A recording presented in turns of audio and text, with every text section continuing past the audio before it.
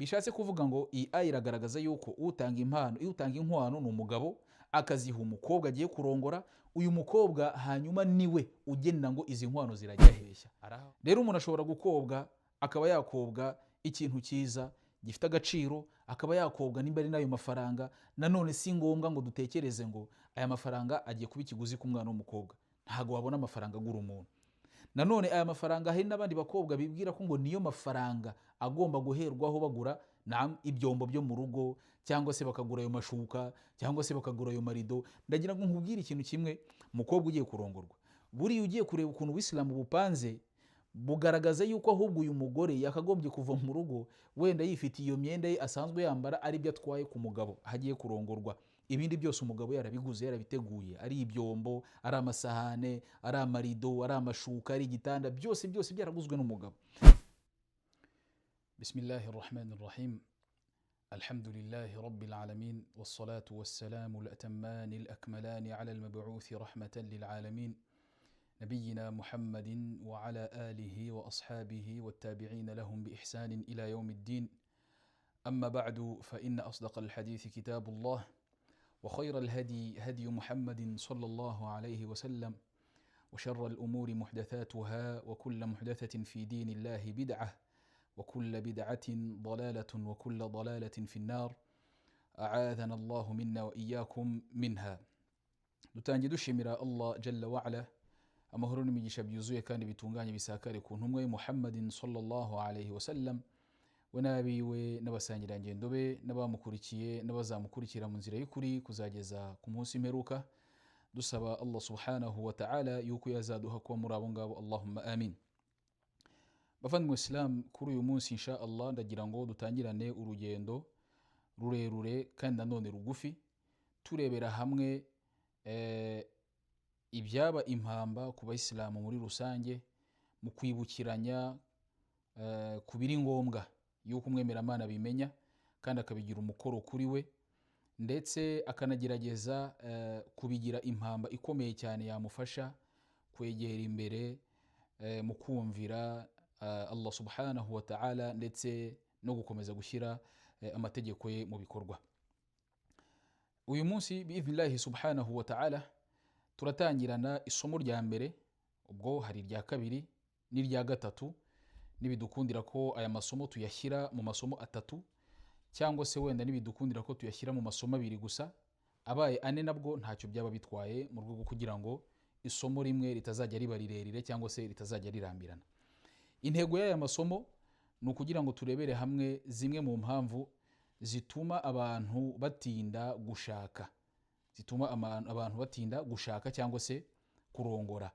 Wenda byatubera impamvu yo kongera gufungura imiryango no kwagura imiryango no koroshya inzira z'uwo ari we wese wifuza gushaka cyangwa se wifuza kurongora. Nk'uko intumwa Muhammadin sallallahu alaihi wasallam muri hadithi atugaragariza ati, an-nikahu sunnati falaysa minna man raghiba an sunnati. Rasul ati, gushaka kurongora ni umugenzo mu migenzo yaranze intumwa Muhammadin sallallahu alaihi wasallam, bisaba yuko iyi umma ishyira mu bikorwa uyu mugenzo. Rasul ati, uzirengagiza uyu mugenzo ntabwo ari kumwe natwe muri iyi gahunda nziza y'Ubuislamu. Umugenzo wa nikahi wahozeho no kuva kera, n'izindi ntumwa n'abatubanjirije mu zindi umma bajyaga bakora nikahi, bajyaga barongora. N'intumwa Muhammadin sallallahu alaihi wasallam iraza isanga uwo muco uhari, no mu bigaragaza yuko yanagerageje nawe kuwushyira mu bikorwa, atari yanakira ubutumwa, naho yarongoye umugore wa mbere Khadija radiyallahu anha, kandi yamurongoye atarakira ubutumwa. Ibi bigaragaza yuko na mbere yuko Rasul yakira ubutumwa bwo kutugezaho buno Uislamu, umuhango wo kurongora cyangwa se wa nikahi wahozeho no kuva kera. Hanyuma intumwa Muhammadin sallallahu alaihi wasallam muri hadith ati, innama bu'ithtu li utammima makarim al-akhlaq. Mukuri noherejwe ku bantu kugira ngo nze gushimangira umuco mwiza ubarimo. No mu muco mwiza wahoranye abantu harimo umuco wo kurongora. Hanyuma biza kuba umwihariko, Uislamu bushyiramo ukuboko, Uislamu bushyiramo imbaraga, bunabishyiraho umukazo, buranabyoroshya ku rundi ruhande, ndetse bunagena ibihembo ku muntu uzarongora. Allah subhanahu wa ta'ala muri hadithi Rasul anagaragaza yuko Allah yanemeye inkunga, yemereye gutera inkunga wa wundi uri kuri gahunda nziza yo gushaka kurongora. Ndahamye neza ko buri wese uramutse umubajije kurongora yakubwira ko ari igikorwa cyiza, hamwe nuko hari izindi mpamvu yakubwira zamubujije kurongora cyangwa se zatumye arongora, ariko buri wese umutima we wahamye yuko kurongora ari igikorwa cyiza iyo byakozwe neza. Iki gikorwa cyiza rero buri wese azi neza ko ari igikorwa cyiza, birasaba yuko habaho no kumworohereza kugira ngo iki gikorwa akigereho. Iyo byakomeye, iyo byagoranye, iki gikorwa kukigeraho biragorana. Hanyuma iyo kitagezweho, ubwangizi ndetse n'amabi birakwirakwira kuri iyi si ya Allah subhanahu wa ta'ala, bikorwa n'abantu, bitewe nuko icyari kubarinda buriya bwangizi cyaragoranye. Icyari kubarinda kuriya gusamara, icyari kubarinda guhemuka no guhemukirana no kwivangavanga kw'imiryango, icyari kurinda abantu kwangiza, icyari kurinda abantu kuba bakishora muri biriya bikorwa bibi biteye isoni, nuko cyagoranye. Ugasanga hari abandi bari gutekereza izindi nzira zibusamo zidahari mu Buislamu. Niyo mpamvu rero iyo ugerageje kureba usanga hari impamvu nyinshi zituma iki gikorwa kigorana, ndetse n'abatekereje kukigeraho batekereza kenshi bikabatwara umwanya, rimwe na rimwe bikanagorana, bamwe na bamwe bakanashyiraho umugambi wo kutazigera bakora kino gikorwa. Kuri umunsi wa none bi'idhnillahi subhanahu wa ta'ala, nimureke turebere hamwe impamvu ya mbere ibuza benshi mu bantu kurongora. Impamvu ya mbere iraturuka, mbere yuko twinjira muri izi mpamvu, hari impamvu zibuza abantu kurongora zifite aho zishingiye n'ibitekerezo byabo n'ibyifuzo byabo na kamere yabo ndetse n'imipango yabo idafite aho ihuriye na gahunda z'idini. Hari n'impamvu zibuza abantu kurongora cyangwa se zituma abantu batinda kurongora zifite aho zihuriye n'igice kinini cyane cy'idini y'Ubuislamu, kandi ugasanga iki gice gifite aho gihuriye n'idini y'Ubuislamu, Ubuislamu bwaracyoroheje ariko abantu baragikomeje. Kubwo kugikomeza ibintu biragenda biragorana. Impamvu ya mbere rero tugiye guheraho ni imwe mu mpamvu ifite ahantu ihuriye n'igice cy'idini, ariyo mpamvu twavuga tuti icya mbere tugiye guheraho ni inkwano.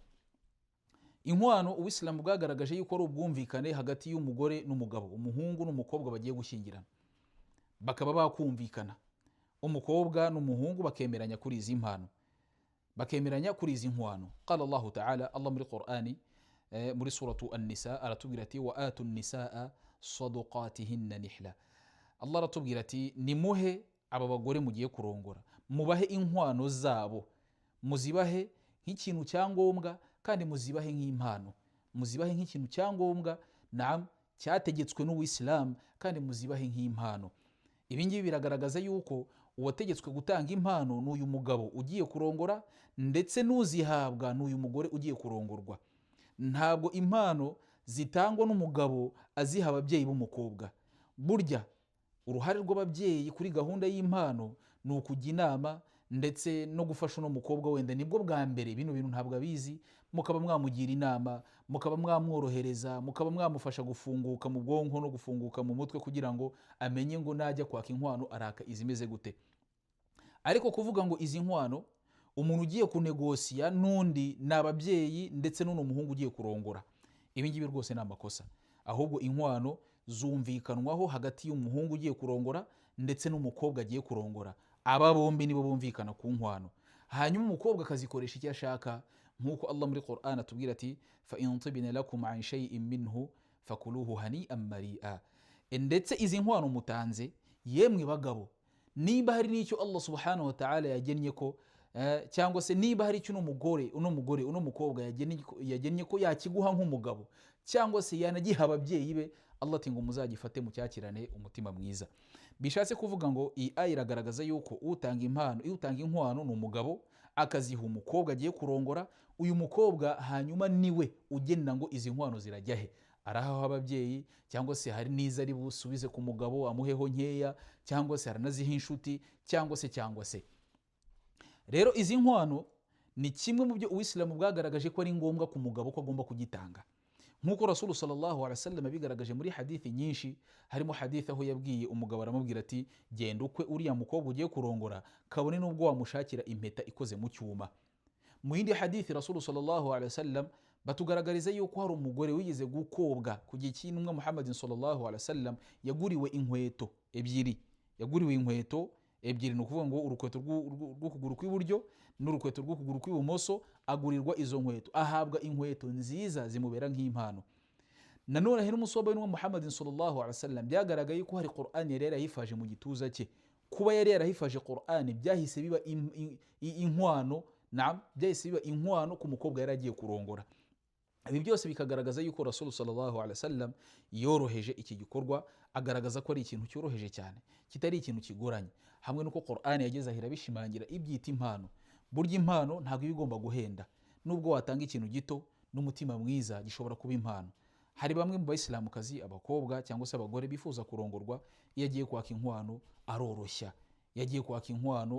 Akaba yavuga ati impa angana gutya. Bityo rero bavandimwe Islam, iki kintu cyitwa inkwano cyamaze gufata iyindi nzira mu Buislamu ndetse no mu Bayisilamu, kugeza nubwo hari bamwe mu bahungu bisigaye bitera ubwoba bwo kwibaza se nzarongora ntari nabona impano, ntari nabona inkwano. Inkwano rero zabaye ikibazo ku bahungu, inkwano zabaye ikibazo ku bashaka gushaka, kubera kumva yuko ngo biramusaba amamiliyoni, biramusaba amafaranga menshi. Noneho n'abandi bantu babishyize ku rwego rw'uko ngo bigomba kujyanirana n'igihe tugezemo. Igihe tugezemo, uko amafaranga, uko ibintu bigenda bizamura mu biciro, ni nako ngo n'abantu bagenda bazamuka mu biciro n'inkwano zikazamuka. Hano ni ukwibeshya abavandimwe Islam, hano ni ukwibeshya. Rero umuntu ashobora gukobwa, akaba yakobwa ikintu cyiza gifite agaciro, akaba yakobwa nimba ari nayo mafaranga. Nanone si ngombwa ngo dutekereze ngo aya mafaranga agiye kuba ikiguzi ku mwana w'umukobwa.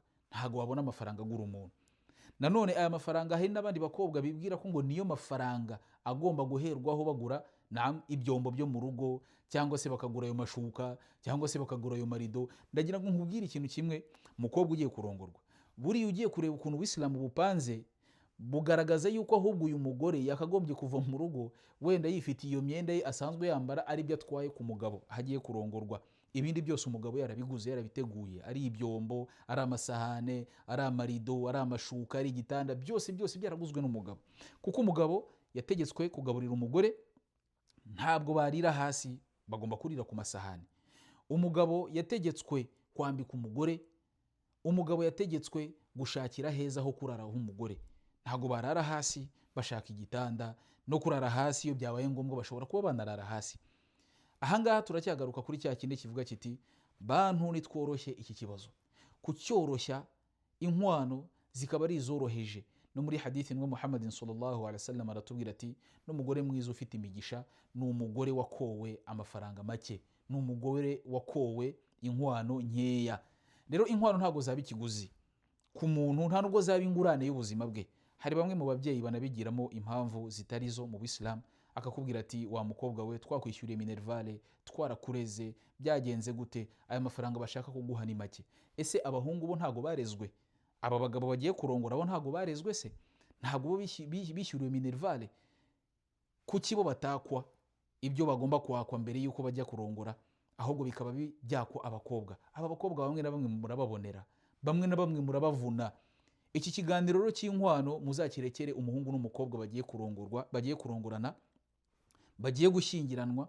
Hanyuma iki kiganiro nimumara kukibarekera, n'umwanzuro mubarekere, bo bonyine bazumvikana ku bizaborohera. N'umugabo ahangaha arafunguka, bikamworohera kumvikana n'umugore.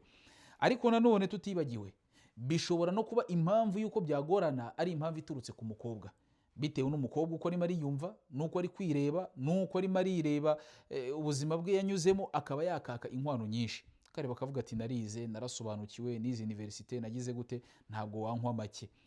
Rero amashuri yawe ntazabe impamvu yuko inkwano uzizamura uzigira nyinshi. Uko usa n'inzobe yawe ntibizaba impamvu yuko inkwano zigira nyinshi. Iyi ni impano bagiye kuguha. Rero impano ntabwo yakagombye gushingira ku mashuri wize, impano ntabwo yakagombye gushingira ku bwiza ufite bushobora no kurangira, impano ntiyakagombye gushingira ku muryango ukomeye uturukamo. Ganira n'umuhungu ugiye kugushaka, ugiye kukurongora, mwumvikane kuri izo mpano, kuri izo nkwano, zibe make, biba ari ibintu byoroheje cyane. Mu gusoza rero, ndagira ngo nibutse bano bakobwa baka inkwano z'umurengera, mujye mwibuka yuko Ubuislamu bwanagennye ko hari igihe cyazagera abantu bashobora kuba bajya mu makimbirane bikaba ngombwa ko izo nkwano muzisubiza, mujye munatekereza kuri make muzashobora kubona igihe ibibazo bizaba byababanye ibibazo, bibaye ngombwa yuko izo nkwano muzisubiza. Ni byinshi twavuga kuri no gahunda y'inkwano.